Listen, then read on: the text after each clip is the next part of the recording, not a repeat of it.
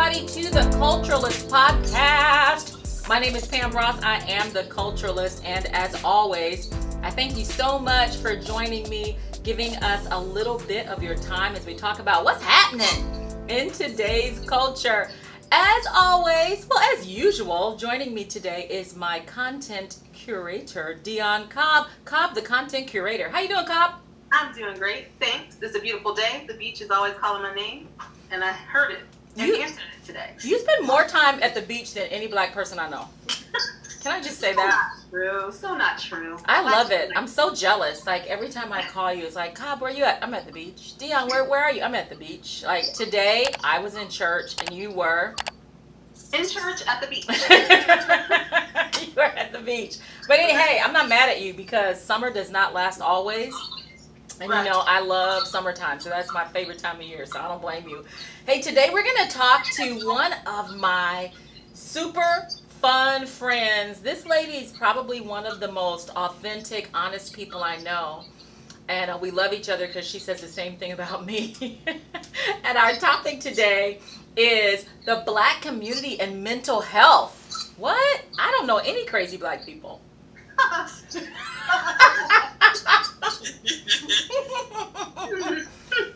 But we're not talking necessarily about whether we have mental health issues because the truth of the matter is African Americans develop mental health conditions at the same rate as everybody else, but we experience a particular type of trauma that I think is ignored. And so let me introduce to you, Dion, my friend. She is Pastor Jennifer Bibbs. She's an advocate for wellness in every way. She lives this out as a pastor, therapist, counselor, and a coach. She is the wife of Pastor Timothy Bibbs and the mother of 3 fun and real, as in not plastic, children.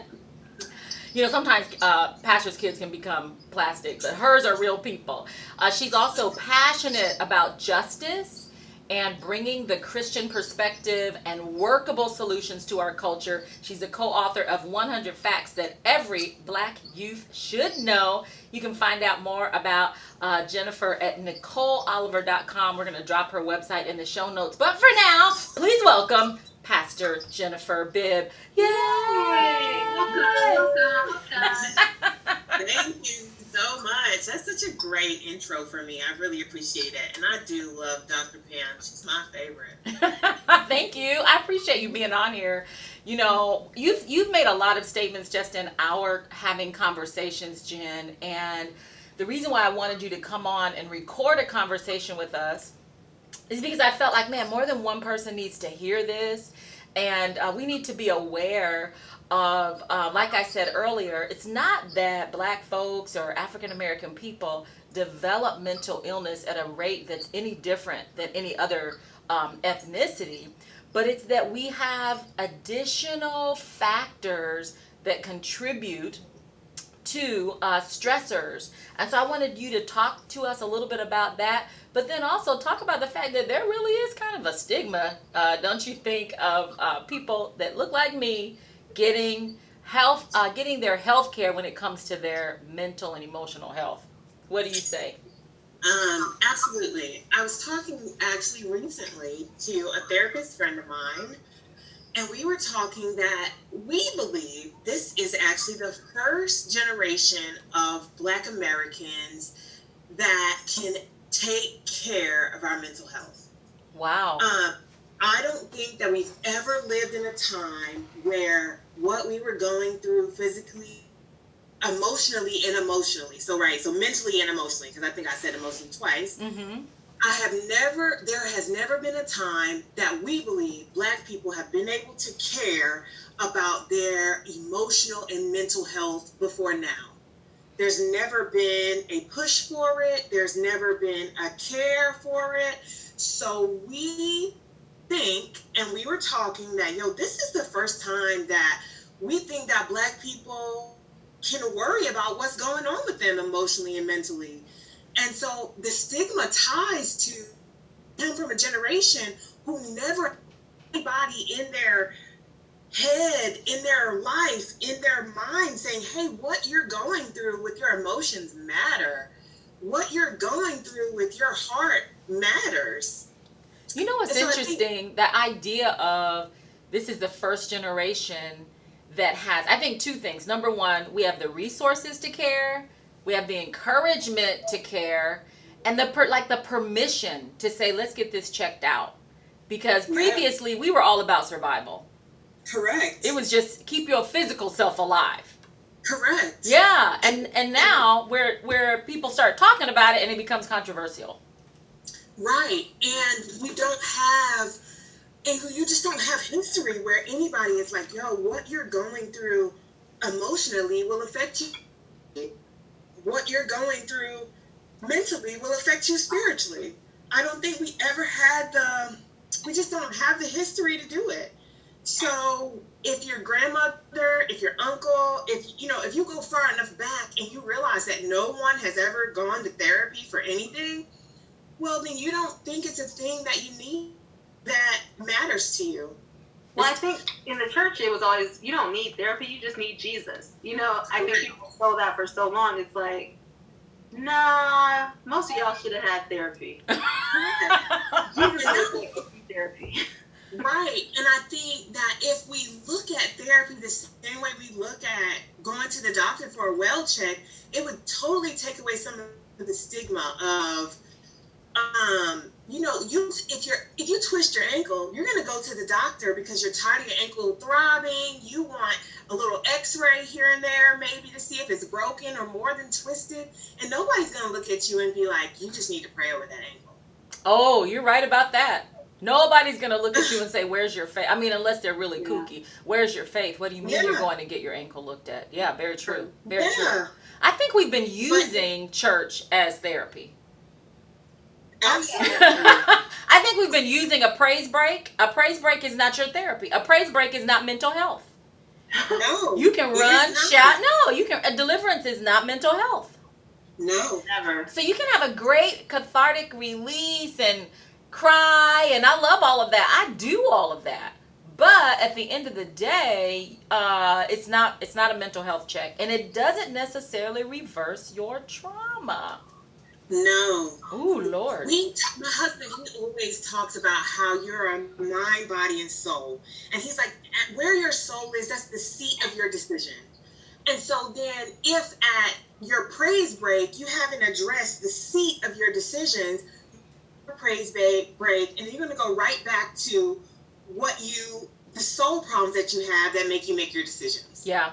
And you've never truly been able, the praise break doesn't address the trauma that's in the soul or the issues that's in the soul. It just makes you feel better for the moment. Yes. You could almost, I don't know if this would be the best comparison, but just for the sake of the conversation, I think people use drugs and alcohol to die down some of their issues so they don't have to think about it.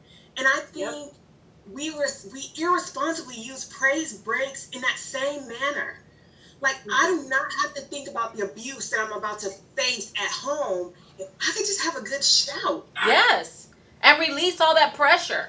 Yeah. Yes. Just have a good shout. And even the things that we were subjected to that we couldn't stop, we couldn't do anything about, or we felt like we couldn't do anything about. The inequities in our nation, particularly here in America, the inequalities, the racism, the things that were oppressing us systematically, that we felt like, are we ever going to get out of this? We didn't see a way out of it. Going to church was a way to relieve the pressure and keep us alive. And I'm not saying we shouldn't have done it. We needed the Lord in that time. But you're right. When it comes to making decisions, I've seen people come in and out of deliverance sessions, even come in and out of pastoral guidance with me, but they're still making bad decisions. But even the praise break, though, think about it from a medical standpoint. You're getting endorphins. And why do people exercise? They get endorphins. They feel better once they have those endorphins. So really, it was helping you in that sense. But once the endorphins die, you need to like you said, the issues are still there. Yep. You still have to exercise. I can't exercise one time and be, I'm good for the rest of my life. Don't we wish? Don't I wish? So, yeah. don't I wish? True, right? Don't I wish? Yeah. So how do we? Oh, go ahead. I said, and when you think about the history, especially Black church history, much of I'm reading several books, but one of them, it's my favorite, it's The Color of Compromise, and Yes. it talks about the spirituality of what was happening inside Black churches during slavery and during like civil rights movements. And at one point during slavery, they said much of Black worship is very much what was cultural to them. So much of our worship style is very cultural to things that we haven't even ever had a connection with. So Black worship is cultural from even way back African culture. But then what started happening is in church, slave masters began to come into the church to see what it was that we were preaching and doing. So then much of what happened in Black church was relegated to a praise break, because you could not talk truth, you could not tell facts, you could not do anything, because those things begin slave revolts. Too much truth is what sets people free, and that is not what they wanted. And really, we have carried that in certain ways. So a good praise break to help everybody get through it, help everybody make it one more time, is something that has followed us since slavery. Yeah. And so now we've got this Jesus versus therapy, when it really should be Jesus and therapy. One of the things our producer always says, you can be saved, love the Lord, and have a therapist too. Yes. And I think you should. Yeah, I think you should. And I do a hip hop step class a couple times a week, and it's really close to my house. And so I was walking to that class a couple weeks back, and it was just so clear. I'm having this conversation with the Lord, right? And so I'm like, God, why can't my knees be like normal? Because I'm having to strap up. I got these knee braces that I wear and all this stuff because I have bad knees from an accident that I was in. Mm-hmm. And they're all jumping, doing burpees, doing all these things that really, honestly, I just can't do. And so sometimes I'll still try to do it, but then I'll suffer afterwards. And so when I was walking to this class anyway, I'm like, God, I just want to be normal. I don't want to have to do all this extra. And I'm telling y'all, clear as day, he was like, that's how people feel about mental health. They just want to be normal. You don't want anybody to look at you and feel like you need all this help.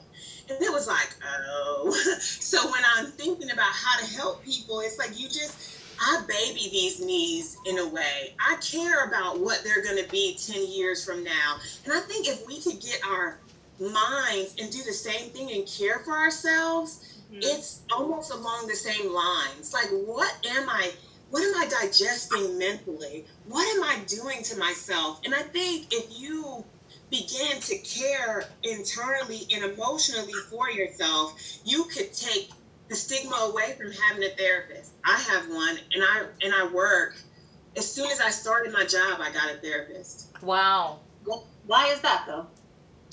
I work with people that have severe and persistent mental illness, and when I started with them, I'm like, you know what? I have my own childhood trauma, but I cannot take on everybody's trauma. So since I'm working with people that are overtly traumatized and have really bad issues, I just want to make sure that I do mental checks for myself. It was almost just like having an OBGYN. That is literally why I did it. Okay. I find it interesting. It is brilliant, isn't it? I think it's one of those things that people think you need a mental health professional only when you have a breakdown or when you're highly stressed. But what is it that, I mean, how should someone say, or when should someone say, I think I need to talk to somebody? I think it depends on what you've gone through, right? So there are some people that good and well that you've had a certain level of trauma and you've been suppressing it. You know what you've been suppressing. You know what's going on emotionally with you. And it's like, you could do one session and realize, well, I'm not as bad off, or maybe I don't need this regularly. Or you could get into that one session and have a good therapist and you're like, you know what? I'm not horribly bad off, but you are really helping me make headway with some of the things that I'm thinking or feeling.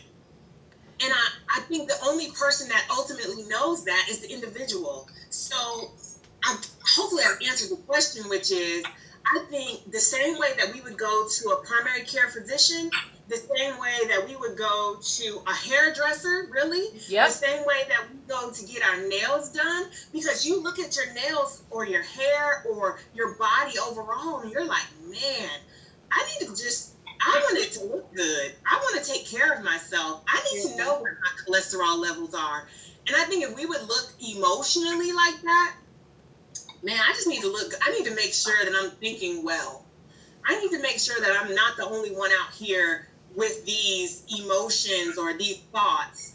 I want to talk to somebody. It's just that easy. I just want to talk to somebody. Yeah, it's just that easy. Most companies cover it. Most, and even if, because I don't personally take insurance from people. So the people that find me, I have reasonable rates. I work with people. Mm-hmm. And we just go from there. And I always tell everybody, like, give it a few sessions, but if you don't like it, we're not under contract. You can just leave. Yeah. Now, Jen, you said something, you said something, 2 words, been through. You said, you know what you've been through. Now, we're recording this on a Sunday, and our show usually drops on Sunday. And today, the show that dropped was about Black women and Black girl magic, and how this stigma of being so strong has started to work to our disadvantage, because the expectation on us is that you can just power through everything. You've been through a lot, but girl, you still look good. You're still here. And I think that sometimes this idea of we're a strong people. I'm talking about my community, the Black community. We're a strong people. We've been through a lot.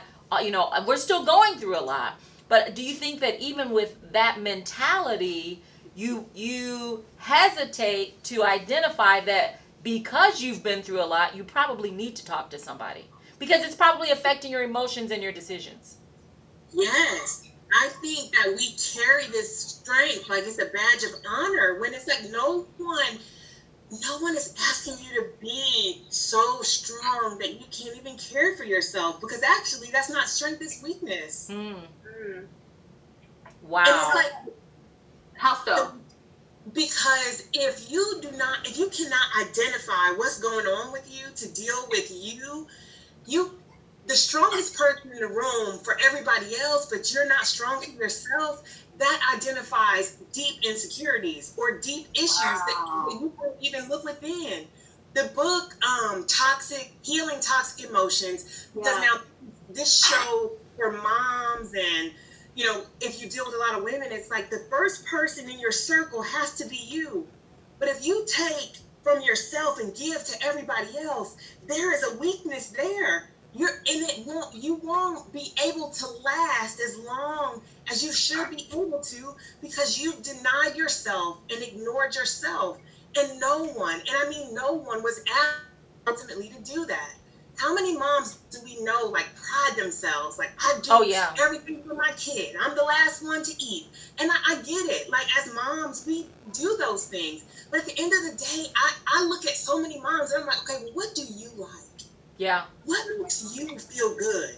What makes you be able to, go from day to day? And if the only answer you ever have for me is like, well, watching my babies. And it's like, what happens when them babies are done and you can't watch them anymore? Mm-hmm. Yeah. Now what? One of the things, because particularly during this pandemic and in the midst of really the broadcasting of injustice, because injustice has been going on, but the broadcasting of this injustice is weighing heavy. I know it's weighing heavy on me emotionally. And so I think it's something that we as a people, as a nation here in America, but then also as Black people in America, like, we've got to recognize this stuff could be affecting us emotionally. And every decision you make is an emotional decision. I tell people that I coach, there's no such thing as you made a decision and it wasn't emotional. Every decision you make is an emotional decision. So if you're under this cloud, like we're under this whole cloud on our emotions constantly, what advice can you give us? Like, how can we as Black people be able to even monitor how we're ingesting this. It's like it never ends. As soon as we get over one murder, here's another murder on TV. Right. Yeah. It's tough. Yeah. And I think this was the other thing why I'm saying this is the first generation of Black people to where it's like you get to care about your emotional state of being. So it's like, I didn't watch George Floyd. I didn't watch it. At some point, it like reeled in the videos that were reeling in, you know? And so I caught glimpses of it. But I think we have to begin to make clear decisions of what ingest all, or lest we become God. And it's like, since we're not God, then I cannot take on all the woes of the entire world. I can't even take on all the woes of Black people because I wasn't called necessarily to that. I'm not Lee Merritt, you know, I'm not Sean King. I'm Jennifer Bibbs. Yeah. And I know people, you know, will come and go on their decisions of if they like him or not. So I almost didn't name him here, but he posts continuously the injustice that are surrounding me. And sometimes I've made a clear decision that sometimes I'm just not going to engage with that. Yeah. But I appreciate him so much because I do too. That's his lane. Yeah, it is. Lane, and he's good at it. I couldn't do it. It's too much. But I think he's equipped for it, and I appreciate him. Yeah. That's what you're saying. Yeah. So why do I feel like, all right, I'm going to have a whole transparent moment. Why do I feel like, okay, Pam, if you're not looking at this stuff, if you're not posting this stuff, if you're not advocating for this, like, are you being a sellout? Like, should this be your only focus? You know, and you know how you feel like, how can you be celebrating whatever wins or clients or me, my family? How can you be celebrating when this is going on? I know. I think that is a tough space to be in, except you can only be as true as you are. Yeah. So while the world is going crazy, you know, my son went on a date, and I'm going to celebrate that. Yeah. You know, yeah. Go ahead. I'm sorry. I was going to say, and I get to do things that bring me emotional joy because I care about my own mental health. So I think I would push that back on. How are you going to take care of yourself mentally and emotionally if the only thing you can ingest is the pain and trauma that surrounds us? Got it. Yeah, that's good. I look at it like this. Like, I'm a teacher, so should I not celebrate a student's birthday because another student is not their birthday? Right. So, Got it. It's like, you celebrate in the moment. You have to be in the moment for everything. Yes, this happened. It's horrible. I'm going to fight for injustice. But like you said, your son went on a date. A new baby was born. New life was created. So celebrate those things because then it makes people feel like, well, dang, I should just be sad all the time. Nope, that is not my motto. Yeah. Right. And it can have joy. Yeah, I was going to say, the kingdom is, I'm a kingdom girl, and the kingdom is joy. And even in the we can't wait to be happy.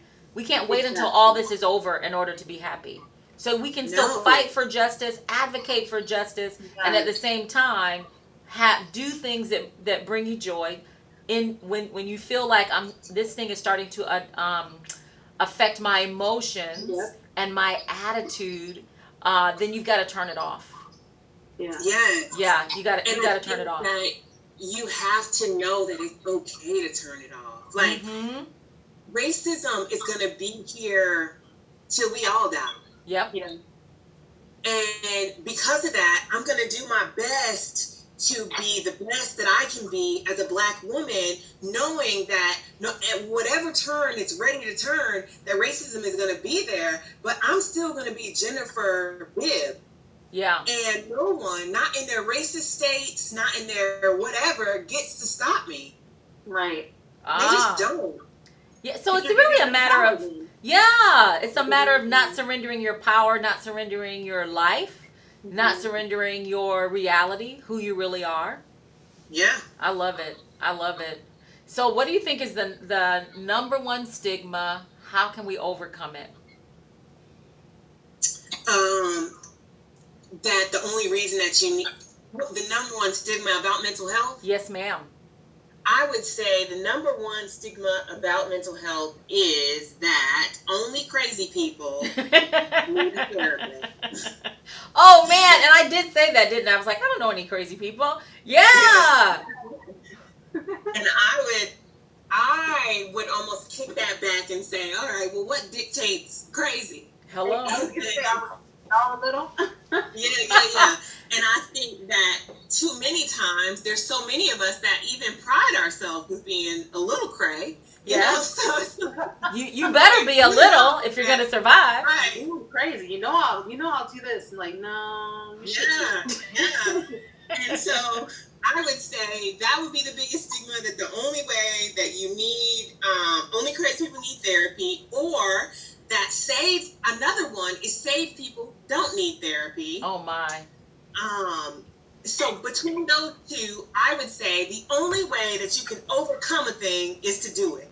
Yeah. So if you know there is stigma around mental health or feeling crazy or being crazy, I would say, man, go look through your company benefits and find a good therapist and go talk to them. Got it. What's the best way to prepare? So I told someone they needed to get therapy, and he was going to go do it, and he said, how do I even, like, he was very nervous. How do I even prepare for this? Like, for that first session. You do. No? Just show up. Just show up. Every first session I have with people, and they're like, somebody just recently told me this. I made my last therapist go to therapy. I was like, well, too late. I'm already in therapy. So there's that. You know, like, I don't need your help with that. I'm good, you know. But let me just get to know you. Let's talk about it that way. And you just ease people into a process. Any good counselor, ultimately, before they start dictating the help, what you need and what you don't need, they just want to get to know you so that they can truly know if they can help you or not. I know that there have been people that come to me and I'm like, you know what, you're a little more advanced than what my expertise is. But here are some people that, you know, that I would like to recommend you to. Yeah. I love it. It's funny. My friend always talks about her therapist. So I was like, okay, you know what? I think I need therapy. I feel good. I feel like I don't need it, but I probably do. That probably means I need something. So I'm like, recommend me. Like, I need to go. So I was thinking the same thing. I'm like, I feel like I'm okay, but that's probably an indication that I might need to talk to somebody. Yeah. To get it out. But I think that because all of us, I think, look, if you're like over 18, you've been through something in your life that could potentially get you to sit down with somebody. Just assess me in this. I want to make sure I'm good over here. Yeah. Nothing wrong with that. I think too, if you're Black, like if we're talking about that, I think Black people have dealt with trauma very specifically in this country to where we all need a couch. Hello. That's so true. Trauma. I mean, being heavily policed. Yes. Microaggressions at work. Yes. I mean, that kind of stuff can make you feel like, is it me? Did I just see that? Did they just do that? Did he just say that? Oh, yeah. Who you love and who you know love you and are racist. They have racist tendencies. And I'm like, yes. So for that reason alone, I'm like, look, I think every Black person in America needs free therapy, as a matter of fact. So I agree. I'm with it. Like, they need therapy. Not because some of the stuff that we've gone through, it wasn't our fault anyway, you know? Yeah. Continued race, like y'all, watching people die and get beat up by police over and over is traumatic. It is. Yeah. Yeah. And knowing that would not have happened if they didn't look like you. That is correct. Yes. And it puts a stigma within you, which is why I'm like, I tell people all the time when, first of all, I don't believe in the thing as black on black crime. However, I'm like, you do not get to pour a bunch of hate continuously in the community and then turn around to the community and say, see, I told you guys hate each other. Yeah. It's like, that's not how that works. No, that is not how that works. You do not get to do that. No. And quit trying to wiggle out of it. I mean, it's a whole nother session, but white on white crime is the same thing. You kill somebody, but you, who are they close to? Who are they in proximity to? That's That is correct. the Yeah. whole other.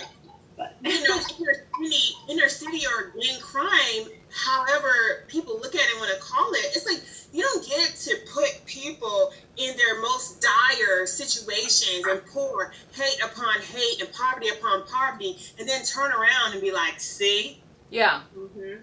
See, Like, look at you. Yeah, Right. you just don't. Yeah. You just don't. No, you don't get to do that. And we don't get to pretend like it's okay. Correct. And that we're just going to naturally evolve out of it. It's got to be Correct. it's got to be intentional. And think of it as healing a community is one thing, but then also healing you. One of the things this pandemic has done and all of this quarantine time is I've heard the phrase me time and self-care so much more this year than ever before, where people are starting to really look at how they treat themselves. And so I think it's a perfect time to have this conversation with you about, hey, while you're doing all of this wonderful vision board and facials and all that, why not get some mental and emotional health or just mental and emotional health check as well? Yes, for sure. I think that everybody should just do a mental and emotional health check to see if talking to somebody helps you. Mm-hmm. Sometimes just being able to get out what was on your chest, it may not be about anything that's overtly stressful, but you just needed to talk it out. Yeah. I love it. Jen, thank you, ma'am. I don't know anybody who is a pastor and a therapist and an advocate. I don't know anybody, but you are truly amazing. You are one of a kind. I love your passion, and I absolutely love your honesty when it comes to making sure we're okay and we're well and we're whole in every single way. So thank you, my dear. You have any last words for us? So let me think on that. Last words. I would say one of the reasons that I ever went to school to become a counselor was because some of the worst advice I ever got came from pastors that I was under. So I feel like it's so important for me to make sure what I gave people was real, tangible, true, and could be tied to the gospel as well. Love and it. So for those reasons, when people say, Jen, you're so authentic or you're so true, I feel like it's the only way to live and to truly help people to see that Jesus is real. Because I think if we live any other bubble to where we now, a preacher can't say what they're going through or say, Yes. Hey, I'm a preacher, I have a therapist. I will preach the gospel all day and cast your demons out. Yes. And go to my therapist. Yes. And I just so important that it's real like that. I love it. So those are my last words. Thank you so much. Thank you. So wait, before I let you go, you recommended The Color of Compromise. Are there any other books that you want to recommend to us? So also I'm reading The Cross and the Lynching Tree by James Cone. And I just finished Said I Wasn't Gonna Tell Nobody by James Cone.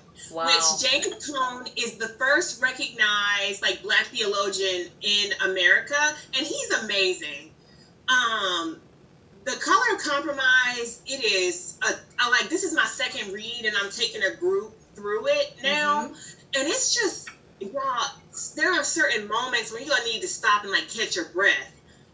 But then The Cross and the Lynching Tree, I'm 1.5 chapters in, and I haven't been able to pick it back up because it's very heavy. Okay. You thought The Color of Compromise was heavy. The Cross and the Lynching Tree is God, you are going to judge this country.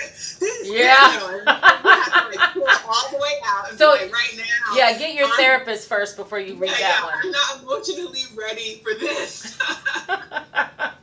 Well, Jen, I love you. I'm going to talk to you soon. You're amazing.